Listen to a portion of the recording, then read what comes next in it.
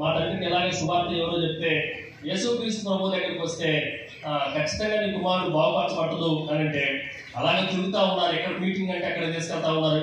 ఇక్కడ నుండి కనీసం అక్కడి వరకు వస్తే నా శరీరం అంతా నీలం కలర్లోకి మారిపోయేది, బ్లూ కలర్లోకి మారిపోయేది. గుండెలో 4 వాల్వ్స్ ఉంటాయి. ఈ 4 వాల్వ్లో మంచి రక్తాన్ని తీసుకెళ్లే వాల్వ్స్ 2 ఉంటాయి, చెడు రక్తాన్ని తీసుకెళ్లే వాల్వ్స్ 2 ఉంటాయి. కానీ నా గుండెలో ఏమైందంటే ఆ వాల్వ్ మోగిపోయేలా మంచి రక్తం చెడు రక్తం 2 కలిసిపోతా ఉంటాయి. ఎప్పుడైతే 4 అడుగులు వేస్తామో మంచి రక్తం చెడు రక్తం 2 కలిసిపోయి నా శరీరం అంతా బ్లూ కలర్లో మారిపోయేది. ఒకసారి బైబిల్ మిషన్ మీటింగ్స్ తీసుకెళ్ళారు మా నాన్నోళ్ళు. అప్పటికే వారి ఆర్థిక పరిస్థితులు అనేది చితికిపోయినాయి. నన్ను చూస్తేనో బాగుపడే పరిస్థితులు లేవు. మీటింగ్లో పెద్ద మీటింగ్ జరుగుతూ ఉంది. అక్కడ నన్ను వదిలేసి వీళ్ళు హైవే రోడ్డు మీదకి వచ్చారు.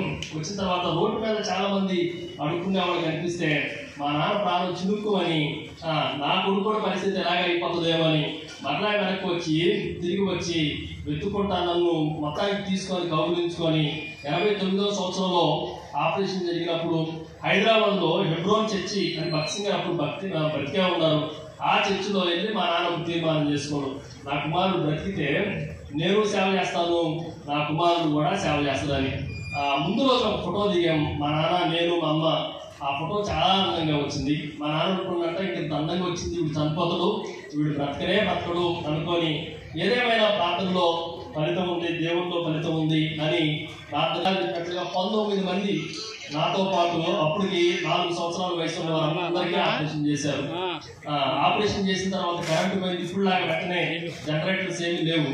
వాళ్ళు జనరేటర్ స్టార్ట్ చేసే లోపల నాకు అమర్చిన వైర్లన్నిటికీ పీకేస్తున్నాను. మా లోపల నుండి చాలా మంది పిలుస్తూ ఉన్నారు, ఒక్కొక్క పేరు పిలుస్తూ ఉన్నారు.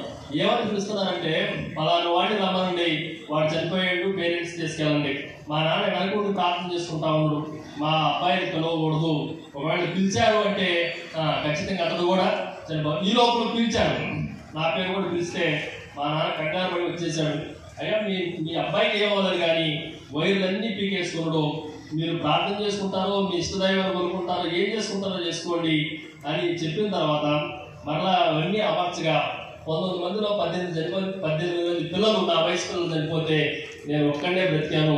10 అడుగులు నడిస్తే ఓపిక లేని నా జీవితానికి ఈరోజు 10 గ్రామాలు, 10 పట్టణాలు, 10 జిల్లాలు, 10 రాష్ట్రాలు జరగడానికి దేవుడు ఒప్పిస్తా ఉన్నాడు. ఆ రోజు 59వ సంవత్సరంలో ఆపరేషన్ చేసినప్పుడు నాకు ఇచ్చిన ఈ లైఫ్ స్పాన్ ఎంత అంటే 25 సంవత్సరాలు. దేవుడు ఇప్పుడు దానికి 35 సంవత్సరాలు యాడ్ చేసిన దేవుడు తన పని కొరకు ఉపయోగించుకుంటాం. ఒక మాట చెప్పమంటారా, నేను ఇంట్లో ఉంటే నీరసంగా ఉంటాను, నేను దేవుడు సువార్త చేస్తే చాలా ఆరోగ్యవంతంగా ఉంటాను. నా జీవితం కూడా యాకోబు జీవితం లాగా క్షీణించిపోయింది. కానీ ఈ జీవితం నుండి దేవుడు